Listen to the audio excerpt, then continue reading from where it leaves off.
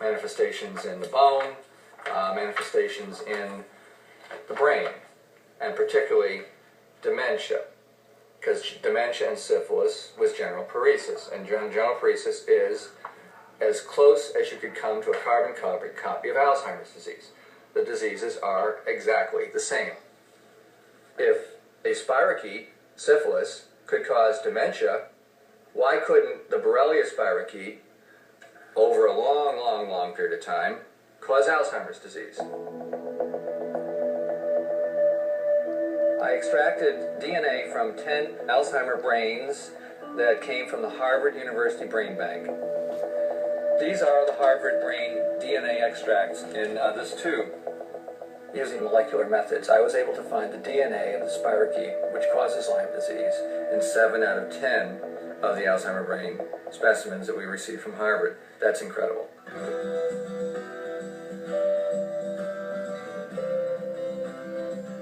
The results of the experiment could not have been predicted in anybody's imagination when the 7 Alzheimer brains gave me essentially the same thing, which is part spirochetal, part human, linked up in one molecule.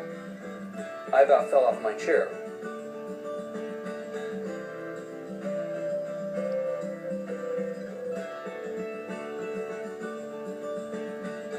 If my dream comes true someday, that will redefine the practice of medicine.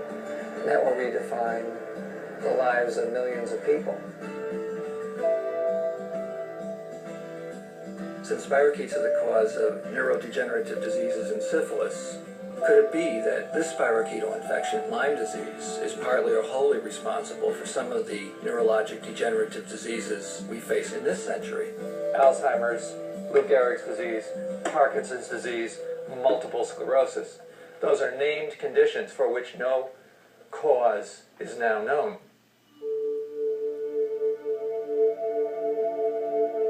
We never had, in the last 5 years, a single MS patient, a single ELS patient, a single Parkinsons patient who did not test positive for Borrelia burgdorferi. Not a single one.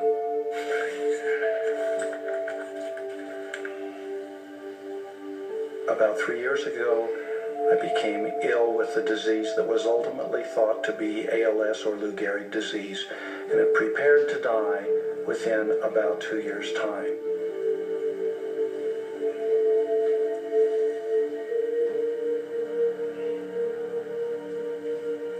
My neurologist tells me that I was progressing so rapidly that without the diagnosis of Lyme disease and antibiotics, I would have continued to decline, losing strength, eventually becoming bedbound, eventually unable to talk or swallow or breathe, and would have died in a matter of a couple of years, just like anybody else with ALS. So I was started on high doses of intravenous antibiotics, only to see what would happen with no guarantees. To our amazement, within a month, my energy improved, so instead of being exhausted in an hour, I could be up and about and active for 4 or 5 hours. We're now 2 years out, and I find that if I go off of the antibiotics, I lose stamina and I'm not yet back to my full self. But the change is absolutely dramatic.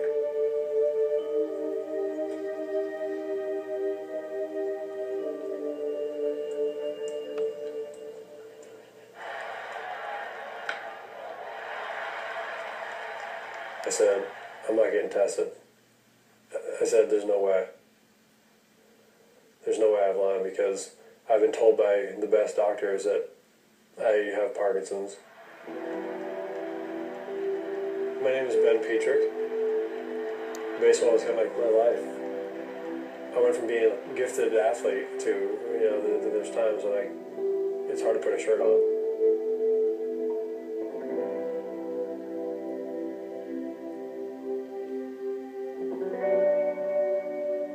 I've been out of the game now for almost 2 years.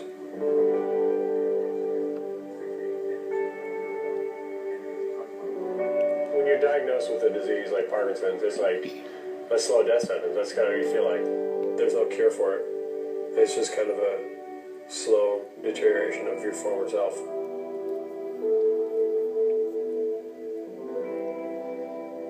Recently, in the past month, I've been tested for Lyme disease, and a test came back positive, and so I've gone and seen Dr. Martz in Colorado Springs.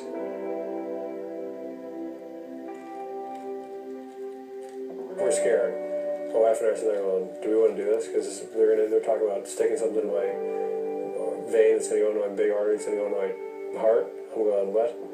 So, I said Dr. Martz, and Dr. Martz is phenomenal, and his story is just miraculous.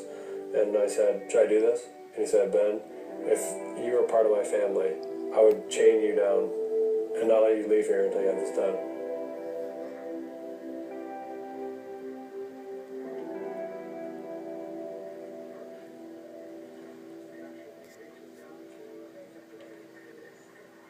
Six months into the Lyme treatment, it's without a doubt better. I mean, there's no question in my mind. I feel like I'm getting back to being myself compared to what I have been in the past. I think it's night and day.